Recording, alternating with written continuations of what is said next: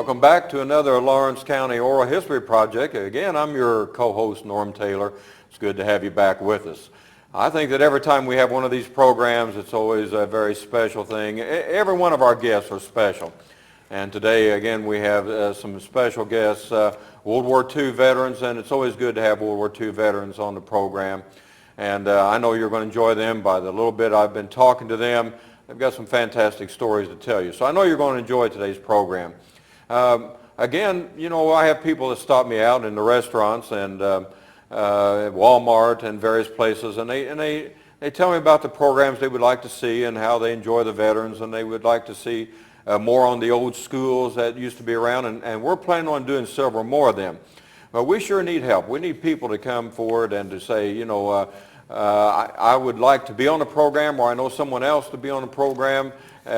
And we enjoy getting those contacts because, believe it or not, people say no to me. And I know that's hard for you to believe out there, but I probably get more no's than I get yeses. People that just, I can't believe that they wouldn't want to appear on the program with me, but that happens.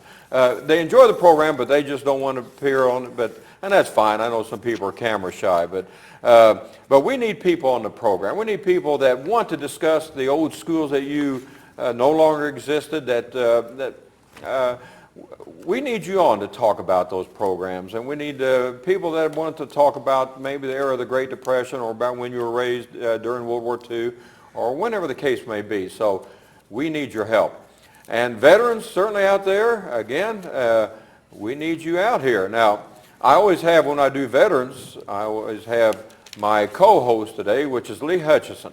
And I want to get a good shot, if I could get a camera shot of Lee, Lee over there, because now look at this face. I'm hoping that we have his face by now. Now, how could anybody say no to this face? Now, I can understand how you would say no to me, but how could you say no to Lee Hutchinson? And, you know, but I know, Lee, you get a lot of no's, don't you? It seems to be very easy. Right. Do you get this inferiority complex sometimes? You think, you know, when you approach people, all of a sudden they kind of start walking away. Well, you ever have that happen, Lee? I've hunted up lots of people, and I've got some no's. Yeah. I've had very good success. Yes, you have. But we need more success in this program. Right. So I wanted to, later on in the program, I want to give you my phone number so that I can call, because we're going to branch out into Korea and Vietnam, right, as well as World War II, and maybe get into some of the guys that come back from Iraq. But right. we want to talk to veterans. Right. We've concentrated on World War II veterans because those are the people that we need to get their stories recorded. Yes. And Lee, you know, it is always important, because every person we have on the program, their story is unique. I mean, it's unique to them, but it's a story that we do need to hear, and that's why we keep pushing that. We need to tell my generation, your grandpa or great grandpa, what life was like in our generation, so your generation can appreciate the country you have and the country we fought to give you. Right. Lee, so whenever people approach you, then we like hearing the yeses. That will come on the program. I hear more yeses. We sure do. And we do appreciate everybody that comes on the program. I appreciate Lee and his work that he does for this, and the work that he really tries hard to make this program go. And I know by you people out there that approach me and talk to me and email me and call me, that you enjoy the program, and we enjoy having you on, and we're going to keep this going. You want to? Right. Thank you. Thanks, Lee. Lee, tell us a little bit about you attending an air show lately. Oh, yes. That's fantastic Indianapolis Air Show. What I saw a $1.5 million plane, a jet, F-22 Raptor, flying through the sky with a P-51 from World War II. And it was in the Star yesterday. But I saw it in person, and I talked to the pilot. This thing could fly fantastic speeds, upside down loops, straight up like a rocket. Well, he is a rocket, really. Yeah. But I got to talk to the young pilot, a 28-year-old Hispanic man, captain in the Air Force. They have 2 pilots and a crew of about 14 that take this F-22 Raptor all over the United States, and they had just gotten back from England. But it's amazing, the firepower, the computers, the speed. Would you like to have had that in World War II, Lee? We could have used that very handy. Yeah. So there were a lot of planes there, a lot of vintage planes and a lot of modern planes there too? The B-17s and the B-24s went over low level and the bomb bay doors open and they set off big explosions on the runway. So it was very realistic with the black smoke and the fire. Pretty good crowd there too? And the fighters put on all kinds of acrobatics. Okay. Yeah, several, 12, 13,000 people each day. I spent 3 days up there, so I'm burned to a crisp. Well, Lee always brings about some good information, and since he was in the mighty 8th Air Force in World War II, he knows a lot about this, always brings good information. And of course, by the time, well, you look at Lee, he's kind of the Paul Newman of this program too, so he brings these great looks to the program. I don't know what you want, but I'm going to write you a check. Yeah. Well, I'm trying to get you, when you get your new book, to get me a free copy. That's what I'm working for. At least an autographed copy, even if I don't get it free. Well, we have 2 Heltonville Blue Jackets, and I think we've had some Heltonville maybe on the program before, but now we have two Heltonville Blue Jackets, and my closest one right over to my left is Hubert Cummings. Mr. Cummings, it's good having you with us today. Thank you. And you're from Heltonville. Yes, sir. Born and raised. Where President lived. Well, Hubert tells me that he was born in 1918. Now, to put this in perspective, the World War I had just ended when you were born. You know, I believe in November of 1918, World War I ended, and you were born just right after that. What was your birthday in December? December 9. December 9th, so yeah, just right after World War I. I mean, you know, when I think of the people that were still alive during your lifetime, you know, Wyatt Earp was still alive during your lifetime. And some of the Western, there were still a lot of Civil War soldiers, a lot of them were still alive, and a lot of the old Western heroes, and my goodness, you've seen a lot in your lifetime. Right. How's it feel to almost be 90 years old? Well, mighty fine. Well, Thankful I'm still able to move around, have my being. Yeah, that's right. What kind of changes have you seen? What's been some of the biggest changes that you've seen in your lifetime? Well, when just a boy, I can remember an biplane flying over the house, smoke coming out of the engine, just the treetops. Then we'd head to Zelma, had to land the plane. Look what we have in the sky today. Right. Yeah, we were talking about Jetliners flying miles high. Now you're talking about, what kind of plane was that when you saw when you were born? Biplane. A biplane. So had the two wings. The 2 wings like that. So that's a lot different than the one that Lee was just talking about there, isn't it? Yeah, right. So, And then we had the horse and buggy too. See, I've even ridden in horse and buggy when I was a child. Okay, and that's... Before Daddy had a car. So you remember riding in a horse and buggy before you were riding in a car then? Did you have a car at the time you had the horse and buggy? No, sir. Okay. No, we didn't have a car. I had to ride a bicycle. Couldn't afford a car. Okay. So the horse and buggy, where did you take the horse and buggy to? Church? Church. To town or? Church, mostly church. I remember we used to have it in wintertime. Had a wool lap the road, laid on our laps to keep warm. Going to school, did you ever take the horse and buggy to school, or did you have a school bus? Did you have a school bus, or was it the horse and buggy that you had going to school? Well, when I went to, I started full in school, I had to walk to school.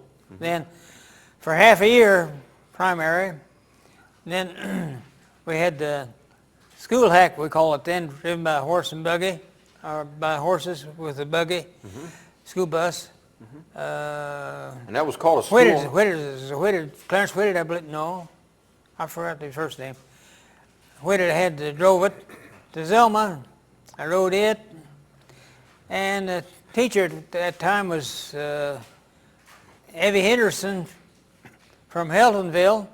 She had no transportation. In fact, she stayed at our house, boarded with us. Okay. Part of the time. Yeah. But then eventually went to Heltonville, got school buses and everything. And what school did you start out at there, Hubert? Fulham School, grade school. Fulham School. And where was that located at? Half-mile north of Mundell Christian Church. Okay. And and of course that school is no longer there now, but Land sakes, no. Yeah, been gone for quite a while. I always enjoy hearing about these old schools that have been around, and in the last few weeks I've learned, and that's a school I hadn't heard of before. Was that a one-room schoolhouse? Jessie Lively was the teacher at the time. She lived at Heltonville. How many rooms did that have? Do you remember? Yes, one. Just one. Okay, there was a one-room schoolhouse. So you had all the grades in this one room. No, Okay. wasn't just about 20 of us or so. There's all beer it was. Okay. Now, how many brothers and sisters did you have? I have one brother. Okay. He's still alive. Yeah. He's 25 years younger than myself. Okay. So you're the oldest one of the bunch. Okay. And does he still live around Heltonville? He lives at adjacent farms to me, which is my grandmother's place, where Daddy and Mother moved to. They moved out of the place where I presently live, which is the place where I was born, 28-acre place. And they moved up, when my grandmother passed on, they moved up to 180-acre farm. And when my father died, my mother gave me 80 acres of it, and then 80 acres of it, 160 acres. And then 6 acres across the road with my 28 made me 160 and 28? About well, 188 where our acres house or so? is, we're on the north side of the road, is 28 acres, and there's a Okay. 6-acre tract Oh, that 6 goes acres. with that 28. Okay. And then I have the 80 acres across Okay. the road also south. So you were raised on a farm, Hubert? Raised Okay. on a farm, still live there. And was your parent, were they farmers? Were your parents farmers? Daddy always was a farmer. Okay. He And never worked public work. right. Okay.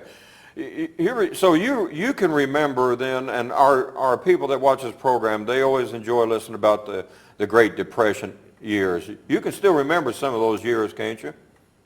I surely can. Yeah. And what was your obviously, I know there wasn't a lot of money. There were some pretty hard times, but when you think back during the Great Depression, do you feel like your family was fairly well off during that time, considering they were on a farm, or was it pretty difficult for you then? Very difficult. We had practically no money at all. We had to take eggs and cream, sell cream from the cows. Had to cut wood, sell it. Daddy hauled gravel off of county roads. I was a water boy for Mr. Ford, who was road superintendent at the time. They had just a horse-drawn road grader. I took water down to them one time, and he gave me 50 cents. Well, 50 cents back then was worth a lot. you had a lot of money, I didn't never had forgotten that. you? Yeah. What'd you do with that 50 cents? Held on to it as long as I could. Yeah. So, did you feel like you always had enough to eat? Did you feel like you always had enough to eat during that time period? Well, we had garden. We had beans in the cornfield we picked. I hunted wild game what I could, used box traps for rabbits and Yeah. one thing and another, picked berries, and lived off the land best we could. Now, during that time, did you have a car by that time? You had retired No, you still had the horse and buggy? Yeah, And this was during the Great Depression, so you still didn't have a car. right. Okay. Well, you didn't have to worry about gas during that time, did you? Okay. So, did you ever go into if you were going into town, where would that have been? Heltonville? Heltonville, and what is State Road 58 now is just a little bit different than the road we used to have to Heltonville. We used to have to take the creek bed for the road. The road would go where it could, and then go down the creek for a ways, then you turn and go north for a ways, then back on the ground again. Now, Hubert, what about if there was water in that creek? It's small creek. Okay. So you didn't take a boat. Leatherwood. Okay, and you were going with the horse and buggy during that time. All right. it's always interesting when we have our guests, and we're talking about, you know, the horse and buggy time, actually still, that was around, and this was still in the 1930s. You didn't have electricity. So You didn't have electricity. You were still a horse and buggy, but you had enough to eat because you were at a farm there. Did anybody in your family, did they work WPA or anything like that, CCC or? we stay away from the WPA. We're too proud to go into that. Okay, so We tried to exist best we could. yeah. Did you know anybody that worked with the WPA or CCC during that time? People around had to. Yeah, yeah, and was glad to get to work. We used the farm wagon to go to Heltonville to have our feed ground at Jerry Jones' flour mill. He had a flour mill there in Heltonville. I can remember that. We used the wagon more for farming purposes than we did the buggy. Buggy just pleasure on Sunday. Okay. Well, and so the town of Heltonville, what did it look like then? Had a railroad track through then, which we don't have now. Few of the houses that were there then remain today. The house where we lived, Esther and myself, we moved there in 41. It was my grandmother's place. She'd passed on. No, she hadn't passed. Yes. Yeah, she'd passed on. And we lived there till 53. And that's when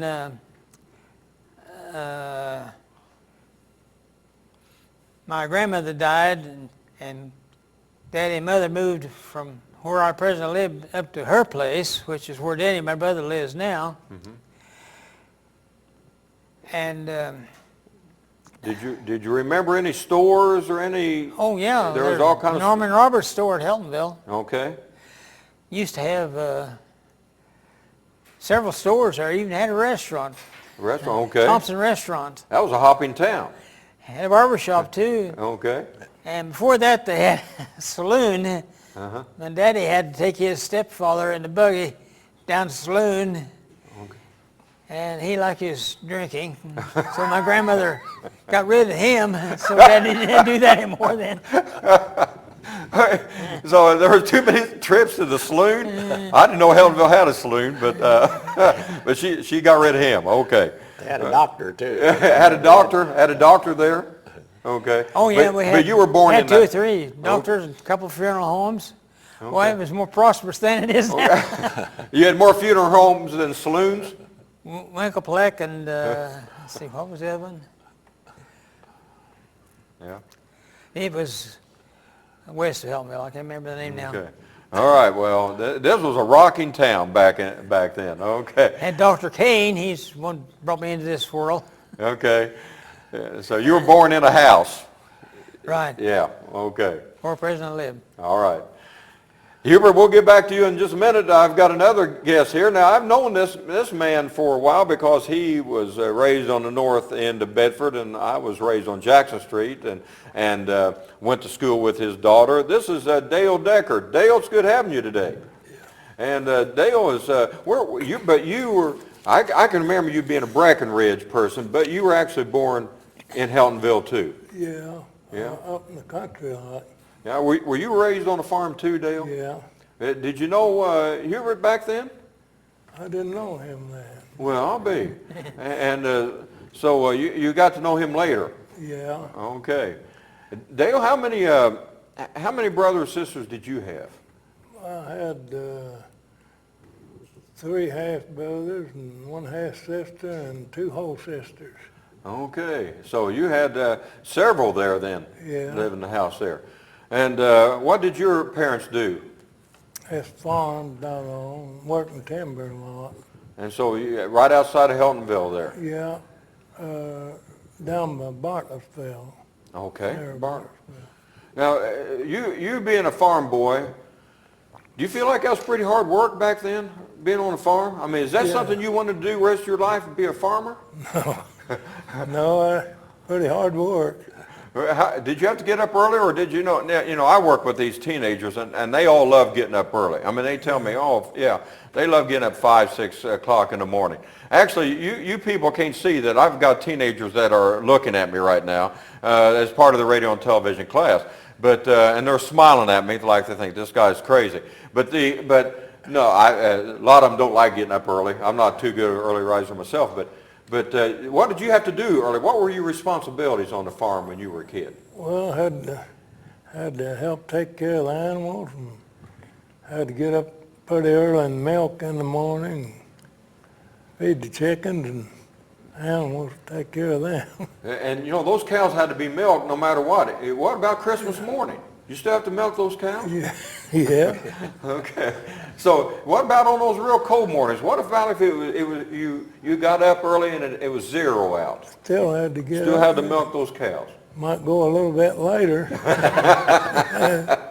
I would say so. Okay. And so your folks were farmers then. Yeah. And but you didn't want to be a farmer. Not very bad, no. Oh, okay. Now, again, we go back to the Great Depression. What can you remember about the Great Depression years, Dale?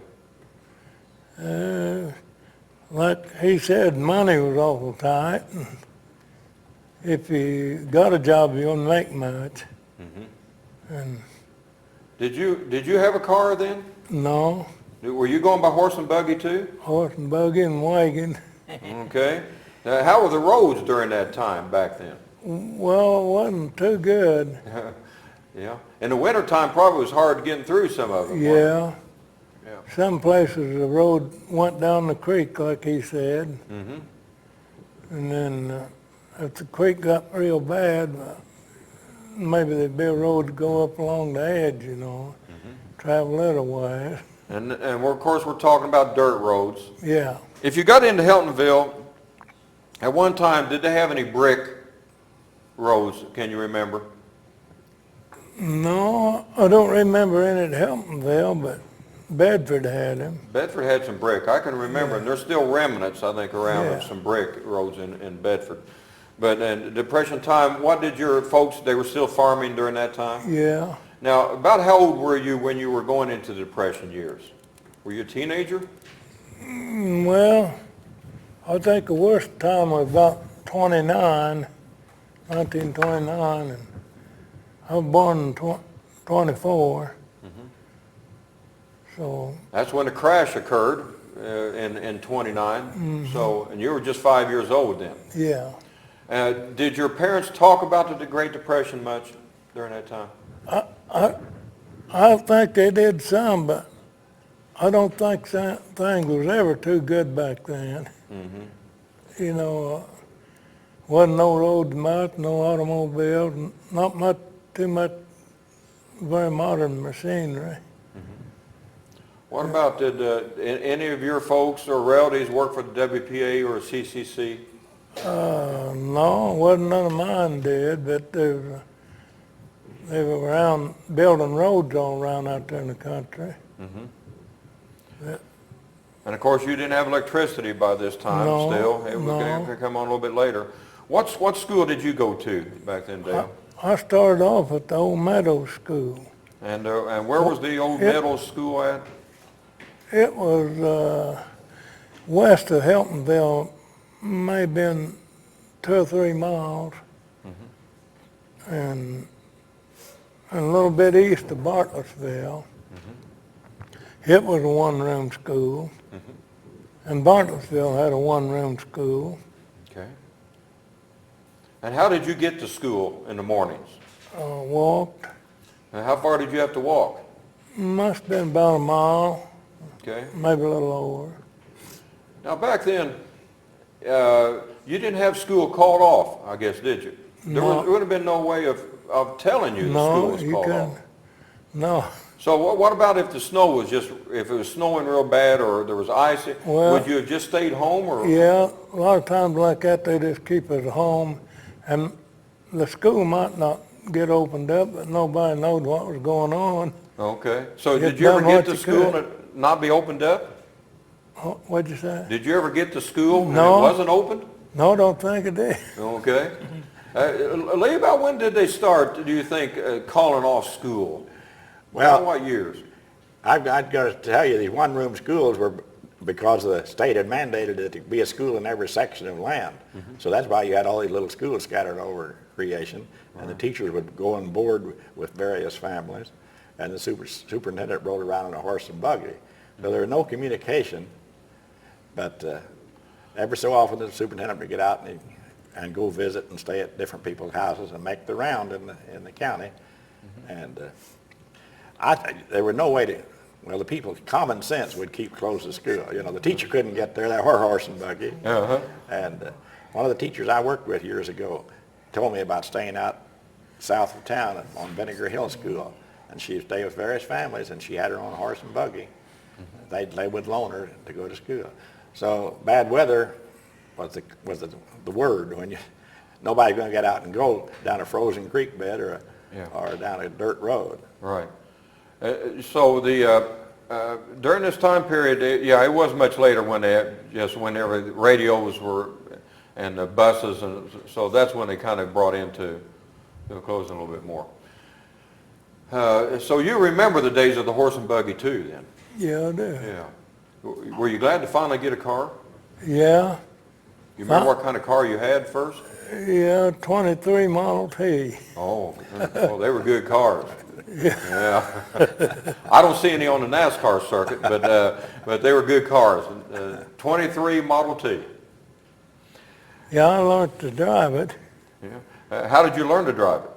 Oh, it's got no wheel. I watched other people, you know.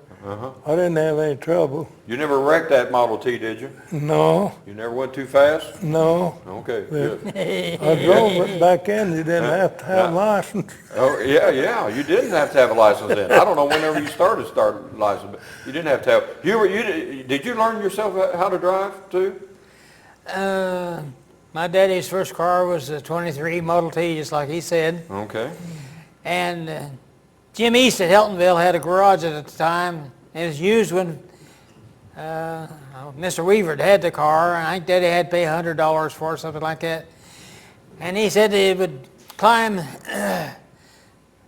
Henderson Creek Hill over there in high gear. So Daddy took it out and tried it. That's just east of 446 there. Did it make it? It made it in high gear. In high gear. High gear. Okay. So Daddy bought it. Okay, that was good. You That was didn't the have to first feed that 23, did you? Okay. Well, anyhow, it was easy to drive. Okay. I watched Daddy drive it, and You wish you still had that car? in, let's see, it's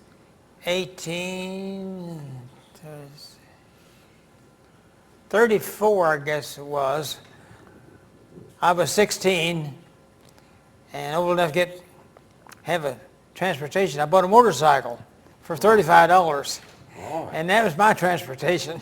Before that, I had a bicycle I had to ride. That's before Daddy got the car. Yeah. So you had a motorcycle. What kind of sickle was that? It's made out about 3 motorcycles, different transmission, different. I think it's 27 frame and 22 block. Or something. That's maybe why you got it for $35 there. You. All old dynamite. A claim fellow or two got killed on it. And Dad, every time I got on it, Daddy said, "You get killed before you get back." Always scared me to death every time I got on it. Oh, I think that was planned. He didn't like you having that sickle. Right. Okay. Dale,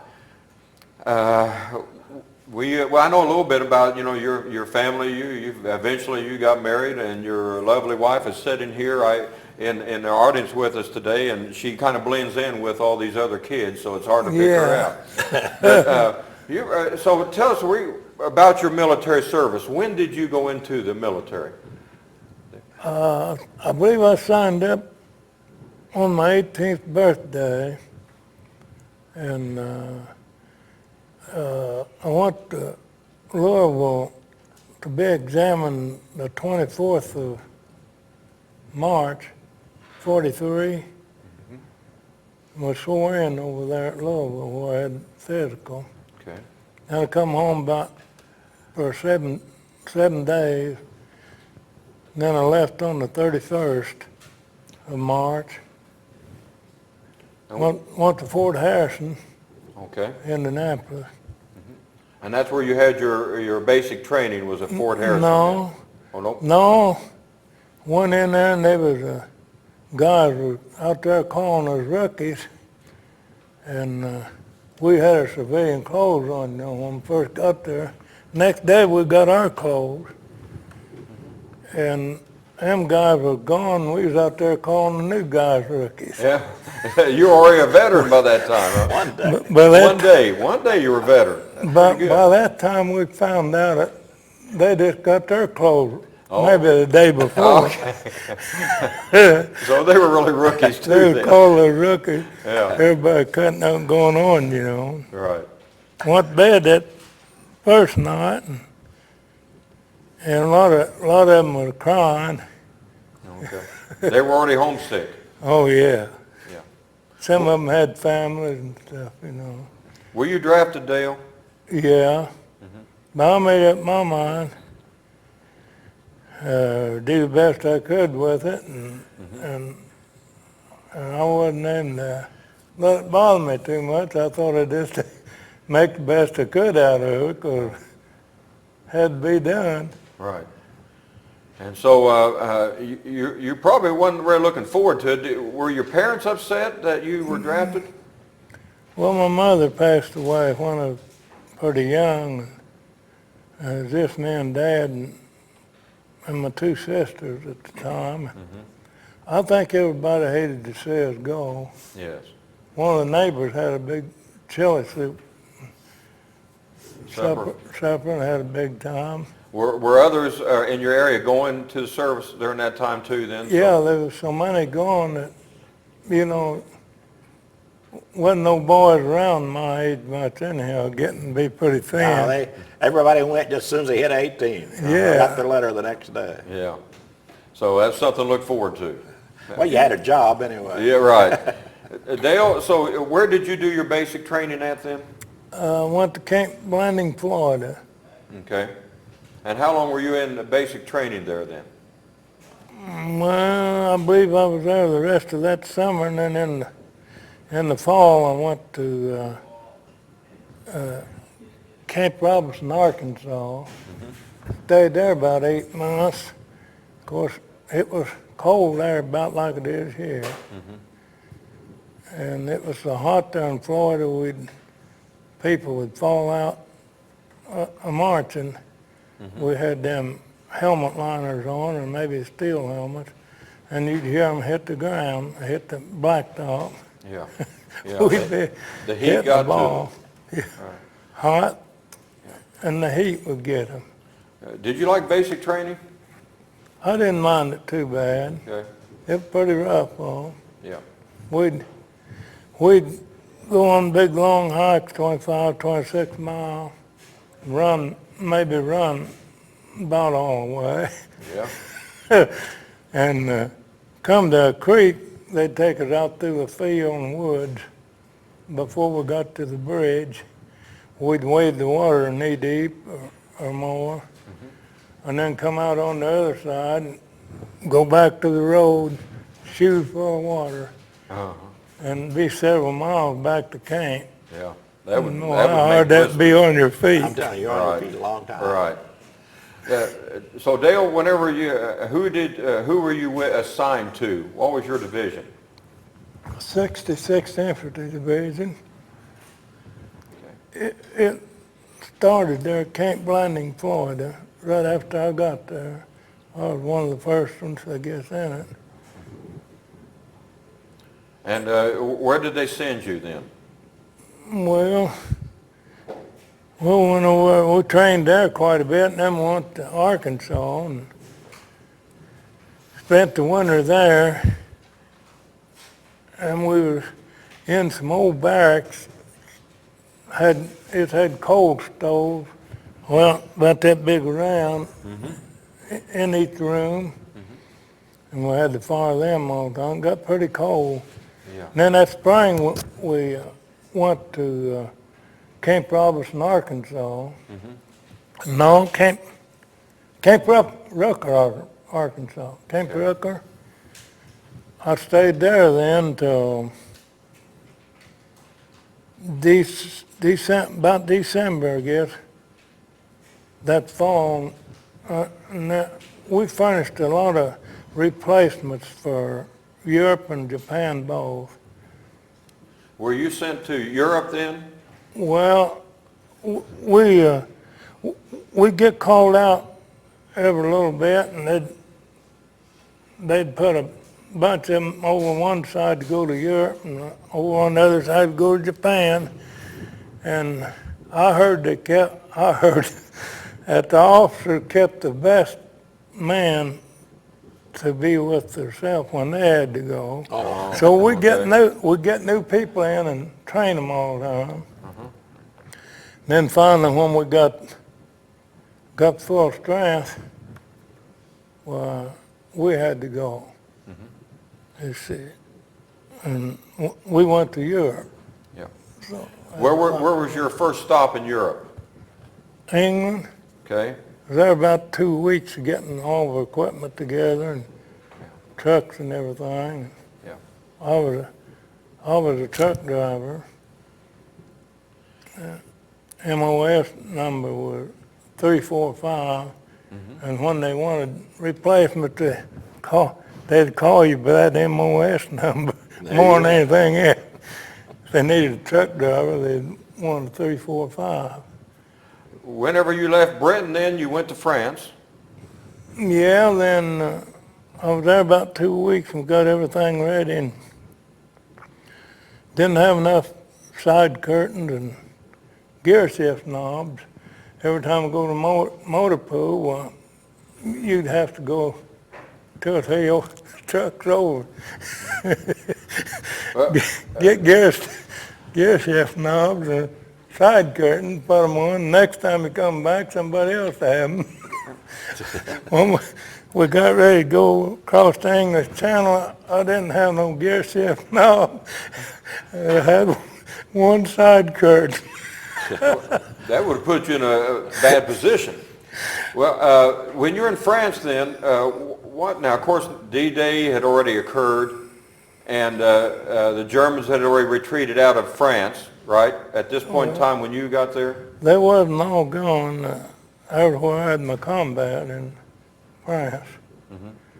When we were crossing the English Channel, I had to haul boys and put them on the ship, and then when we crossed the English Channel, one of our ships had already got sank by a torpedo out in the middle, and then you could just see ships everywhere, and the submarines got after us. I showed you the picture of the submarine there. I believe you have a picture of, and this is what we're talking about, the German, and I don't know how well we can see this, but right here, I think he has a circle right here. This is the one that the German submarine that. U-20, yeah. Now this is the one that was after your ship. Yeah, but we didn't get it. Destroyer went hunting for him, but shut all the motors down, and sailor come through, fastened the watertight door. I said, "What's going on?" They said, "In or out." I grabbed my life belt and took up to the top. Stayed up there a long time.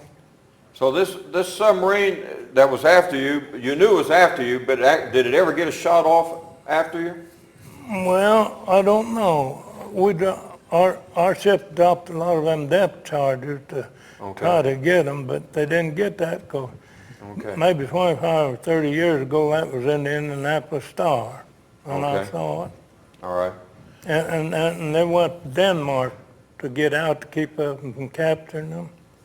Now you were in France, and you say you saw actually combat in France then. Yeah. Okay, and so obviously, because when we think of the Battle of the Bulge, that would have occurred in what 44, in winter of 44 to 45. But so you were still pushing the Germans out of France then. Yeah. Okay. Yeah, my outfit, I got a division book. It said we was hurrying around trying to get to the Battle of the Bulge, but we stayed in the States 20 months retraining people, you know. Yeah. So I got a lot of training. Well, were you with, would you have been, maybe Lee, you can help me out there, would you have been with the Third Army? Yeah, I believe it was. Okay. And that was Patton's. Yep, Patton and Eisenhower, I think, too, wasn't it? Eisenhower was the overall commander, sure. Uh-huh. And so when you were seeing combat there in France, so you were working with infantry, obviously, Yeah. during that time. Was it pretty heated combat that you were involved with during that time? Part of the time it was. And the French army was getting back together, and they was under American command, about 30,000.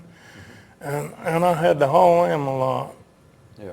And they was mad and aggravated, you know. And they said the Germans would drive down stakes and tie their family to them and break their arms and legs and go off and leave them. Yeah. So I was right up on the front, and our big shells was going over and busting all over the Germans, you know. I could see smoke and everything, and kept them in the foxholes till they couldn't get out to shoot at us. Mm-hmm. So you actually went into Germany too then, eventually? Well, eventually I was in Germany, and then after the war was over, I was in France, and then we went to Germany and stayed 2 weeks. And then we come back down to Marseille, France, and our outfit loaded the boys on the ship to go to Japan. We were getting ready to invade Japan, and while we was there, Truman had them drop in 3 bombs. Right. And then they changed everybody's orders about everywhere. So then I had a point system. I had about 36 points. I didn't have enough to get on a ship to come home, so they broke up our division and then put the ones with low points in the occupation army. So. And how many points did you have to have before you could come home? I don't 50. know then, do Okay, you? Lee said 50. Not 50. So you were about short, you were short 14. So I went down to Oyster then, stayed down there until, fooled around down there a long time, took some more training in the 308 engineers, and then I come home to 83rd Infantry Division. Dale, during this time when you were in France and you were seeing combat, was there ever a time that you were scared? Yeah. Most of the time. Did you, I mean, Yeah, you were up near the front at one time. Yeah, we'd stay up all night, sundown, Yeah. letting the shells going over. Yeah. Did you ever, and you had artillery then? That was, okay. And if our artillery didn't fire for an hour, well, there at the last, we'd think it was over, you know. Well, you were a long way from Heltonville, wasn't you? Yeah. I want to show something that was kind of interesting. This actually comes from France. Like I say that Dale was in France in 1944 and 1945, and he received this years later, in fact, in 2003. And this was, again, let me read just a little bit of the, this is from the Consultant General de France, and it reads this. This is a letter dated March 31st, 2003.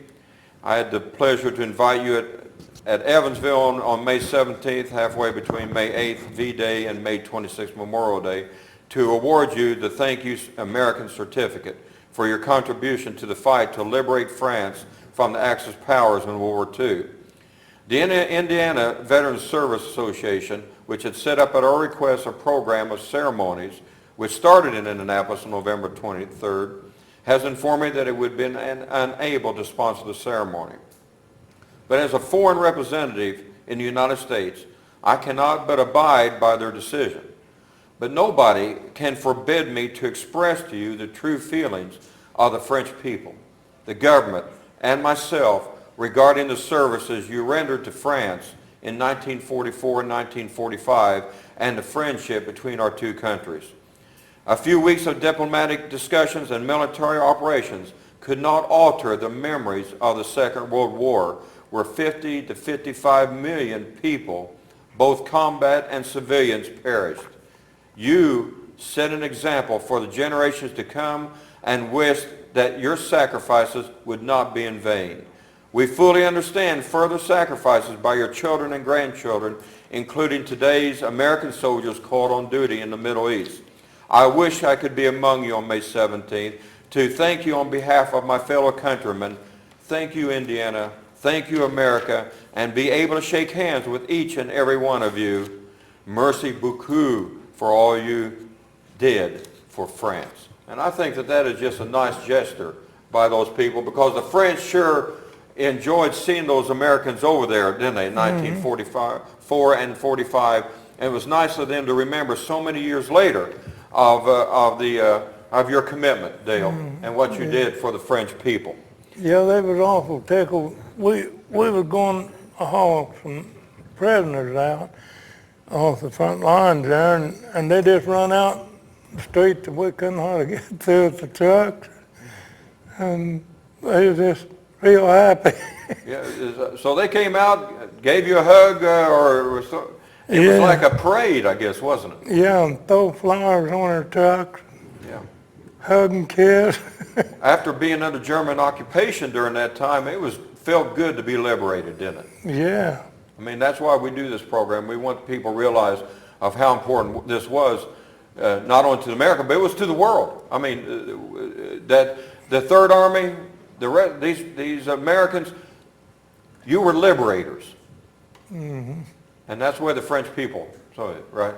Yeah, I was with the French soldiers quite a bit, and we had a hard time talking. Yeah.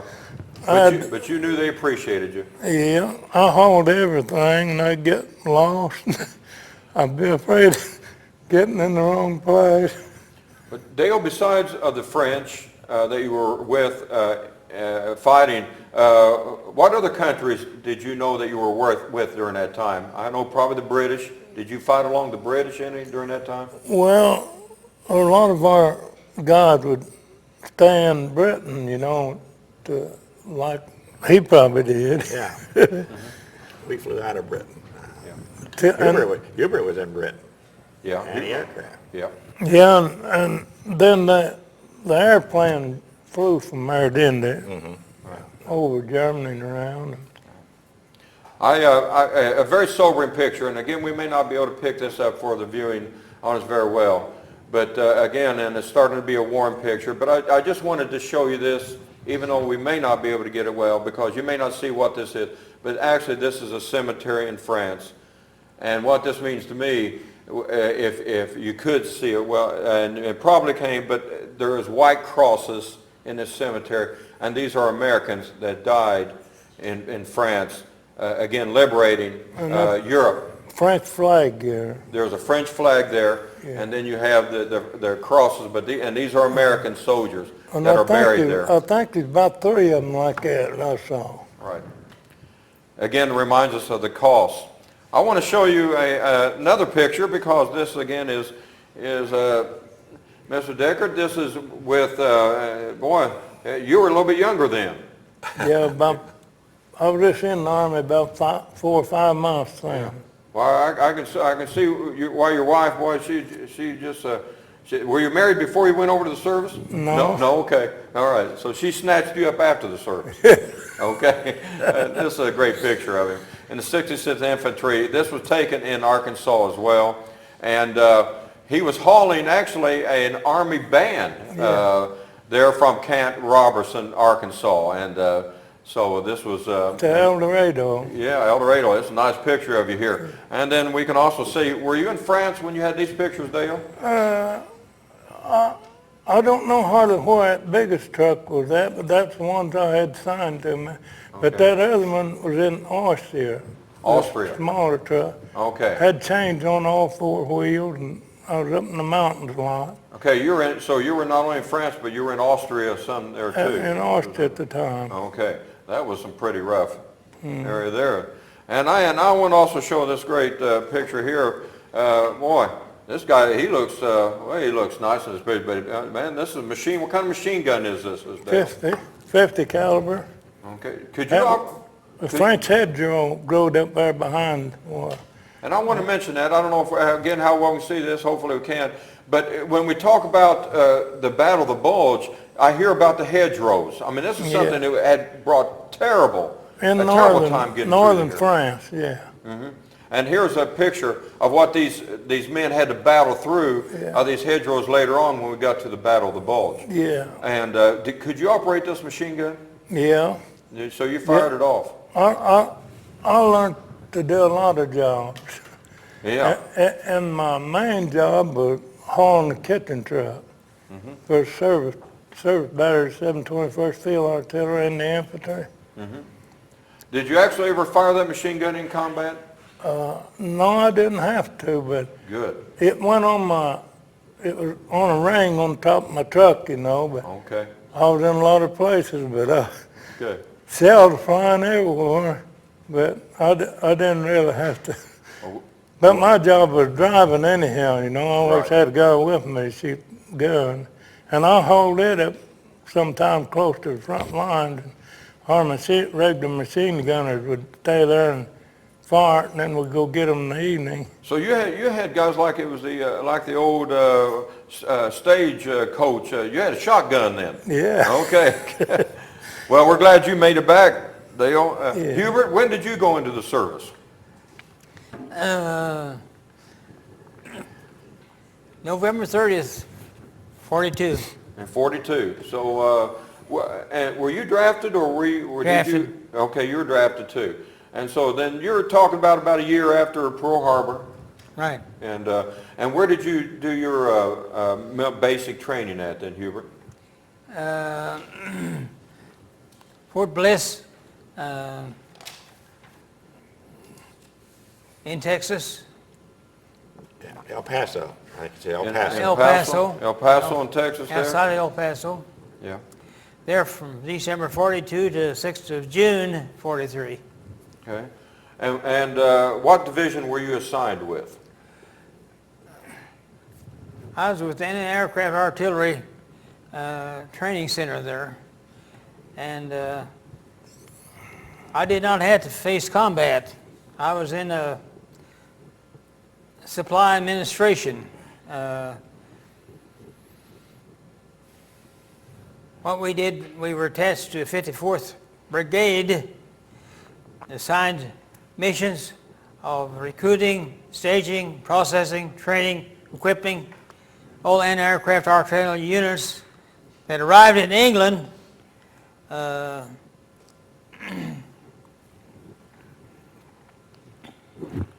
before departing for the European theater operation. But what we had, our basic training was in El Paso, Texas, Fort Bliss. Okay, and then how long did you spend in England? Let's see. Arrived in England 18th of December 43. Okay, and again, what all duties were assigned to you then at that time?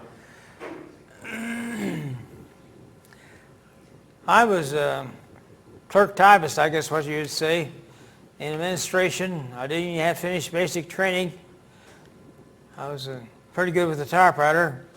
At Fort Benjamin Harrison, the sergeant there said that my speed on the typewriter was the best he'd had through, 78 words a minute. Whew. And Wow, they you were quick. when I was taking basic training, well, I didn't have finished all my basic training. They Okay. put me in the front office, so I was worked at that time for Major Durston, executive officer, and continued through with him all through my service Okay. overseas, Britain, France, Germany. How did you find Britain during that time? Did you like being in Britain?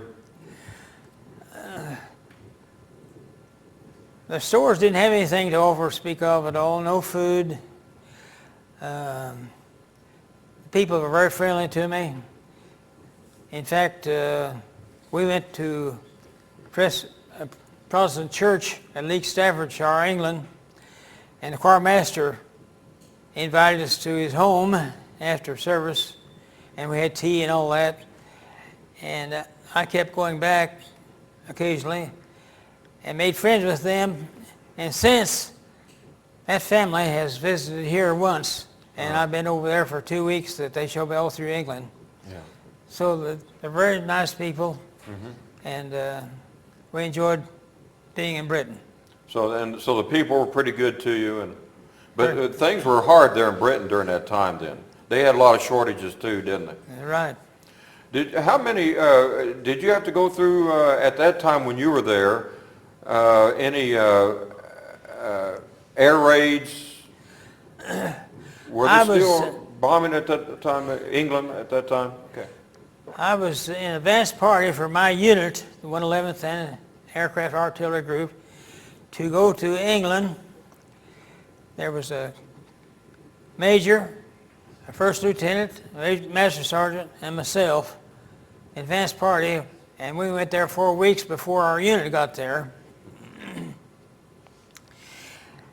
And we got into London at night.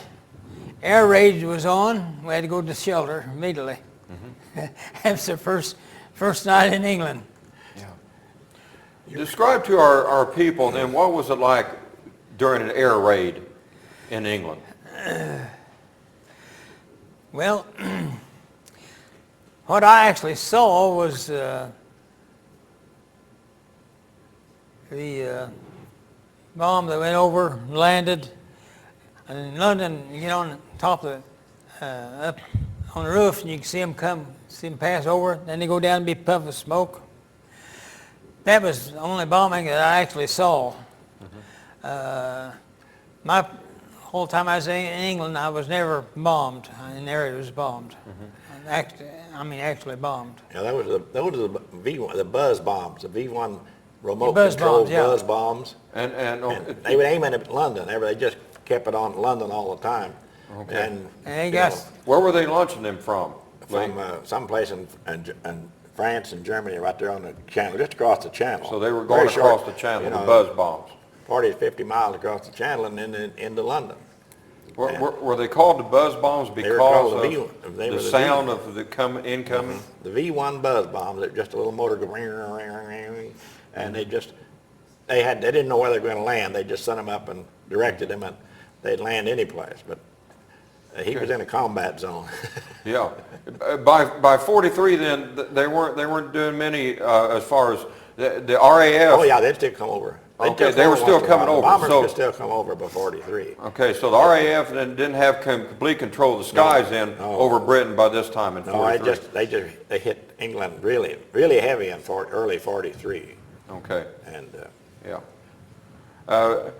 Whenever the air raid, by this time, the British, they knew to get to cover quick, though, so they moved pretty quick, probably, didn't they? Right. Yeah. And what was London like then? The buildings, a lot of them had already been destroyed by that time? We saw quite a bit of destruction, yes. And it was like that outside of London? There are fields all over Britain, and about any place a bomb would land, why it would do some destruction. Yeah. Whether it hit just exactly where they wanted or not. Right. it was part of Germany's terror because you never knew where that bomb was going to hit. It hit your house, a theater, a church, and once it was up in the air and headed the right direction, they lost control. It was just a wild bomb. During that time, Lee, besides London, they were probably concentrating on some other ports and stuff too, wasn't Well, it? the biggest port was in London. The east side of London was the biggest port and the industry and et cetera. They just concentrated on it with their air raids and then with the buzz bombs later. And so, and since you, the anti-aircraft, then you would have heard that immediately, I guess, whenever, if there ever was, anti-aircraft would have been pretty important during this time too. Very important, very important. Yeah. Defense-wise, you had to have your anti-aircraft and your balloons, the barrage balloons to keep planes from coming in. Right.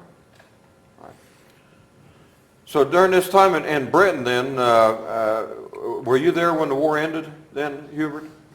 No, sir. We went into Germany as military government.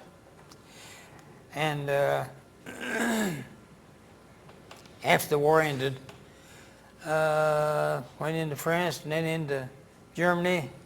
Let's see. And you were part of the occupational force then? Right. Right. You know. How did you find things in Germany whenever you were there? Destroyed. Destruction every place about we went. Trier, Germany, I think was, we went in, had a pontoon bridge we had to cross the river, and the town was level flat, and you still smell the decay of the people that were killed there. And Rubel. Yeah. So about everywhere you went, pretty much things were... Well, this, farther in was pretty good. We, in fact, at Eider Oberstein, we went into a German hotel. Our unit moved in there, moved offices and everything in there, and it was intact. It hadn't been hit at all. Yeah. There's places that survived over there. Let's see. How did Somewhere in Germany, we went in there, and we were the first ones in there. In fact, I was sergeant of the guard, and German resident came to me, and he wanted to access into his house to get the potatoes out of the basement that he'd raised that year. And I went in with him, and they were all gone. And he says, "Well, where are the curtains of our house?" And I had to say, well, our officers had 2 Russian ladies to upkeep their rooms, and they jerked those curtains down and made dresses for themselves. Oh, out of the curtains. Yeah. But I felt so sorry for that poor gentleman that he said, "I don't have anything to eat this winter. Don't have anything to eat." So they were destitute over there too. They were starving, wasn't they? Were you in Berlin? No, never Not got that there far. in Berlin. So what year did you finally, how long were you in Germany there? When did you finally leave Europe?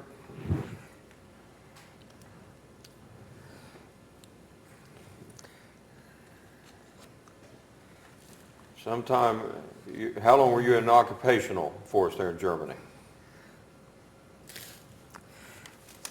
Let me get this all straightened out. ETO is I think he stayed till 45. He stayed till 45, didn't you, 45. Hubert? yeah. Okay, I Maybe can't stay- find it right that's now. okay, that's okay. Were you glad to get back home? Here it is. Here. Okay, Left England March 12, 45. Arrived France March 14th, 45. Left France April 8th, 45. Arrived Germany April 8th, 45. Left Germany August 45. Arrived France August 1st. yeah. And then, let's see, Well, you got to see quite a bit of it then. destruction and everything, yes. And something you But don't I was in want to see. administrative units, what I'm trying to tell you. Yeah, yeah. Our unit was tagged for D-Day invasion. Our colonel went down to the headquarters office in London and explained to them we're just an administrative unit, so we didn't have to do that. Okay. But I bet you were relieved of that then. oh, My goodness. we had all kinds of units attached to us. Yeah. We helped process, get located, draw the equipment. As in the advance party, I was one that went around to the depots and so on, and I had to take a Jeep and lead our personnel to the point to pick up their equipment and everything, see, first trips. So Well, we're glad you got out of there too. Hey, you. I had a very good service life, Yes. very good, exceptional. We're going to have to wrap it up. Lee, you have anything that we've been talking to I your wanted to mind before mention we that finish? there's a group in Bloomington that's sponsoring World War II veterans to fly to Washington, D.C. and see the memorials, and it's all expense paid. But they need to apply, get their name on the list. There's a fellow in Bloomington named John Tilford, Okay. and he's sort of head of this, but it's hosted by many outfits in Bloomington, including Cook. Yeah. And the Monroe County Veterans Association, businesses, service groups, et cetera, are sponsoring it. But men who are interested Need to get have a hold of it. number to call, and I can't find it. Oh, okay. If they call you, they can get a hold of it. Oh, you have it? 812-336-5574. Okay. And they get their name in line. The applications are available at the veteran, at our Bedford, Lawrence Okay. County Service Office. Through a bill or? And they do have caretakers who go along, volunteers who go along and help people That's with, good. who have trouble walking or et cetera. It's a one-day trip. Okay. You go to Bloomington, Indianapolis, you get on the plane and you go to Washington DC, you get off and see all the memorials. That's going to be a full day. You rehandle it, get back on a plane and come home. That'd be a great thing. It'd be a great thing. And we do have a few people from Lawrence County already signed up for the first trip. Well, But there will be a second You'll trip. have to tell us how that trip goes. Well, it's always good to be here, and it's always good to hear the actual, because these men actually got to see these things in World War II, eyewitnesses, and so their stories become very valuable. I want to thank our guest today. Dale Deckard, it's good to have you with us today, sir. Hubert Cummings, 2 Heltonville Blue Jackets. It's great having you on the program. And as always, my co-host, Lee Hutchinson. I want to thank you for watching today. We hope to see you again very soon. Thank you.